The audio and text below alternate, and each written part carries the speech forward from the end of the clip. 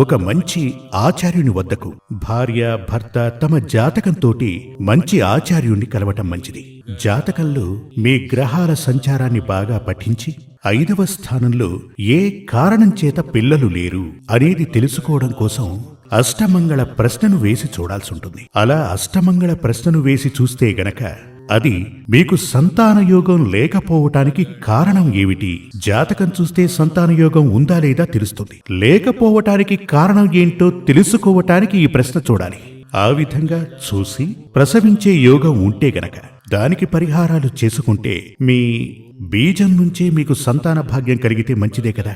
అప్పుడు ఆ బిడ్డ యొక్క భవిష్యత్తు మనల్ని బేస్ చేసుకుని ఉంటుంది. లేదు అంటే ఒక బిడ్డని దత్తత తీసుకుని వస్తున్నప్పుడు అది కరెక్టా, తన జన్మ ఎలాంటిది, తల్లిదండ్రులు ఎవరు, అదే విధంగా తన జాతకం ఇవన్నీ సరిగ్గా ఉండాలన్న నిబంధనైతే లేదు కదా.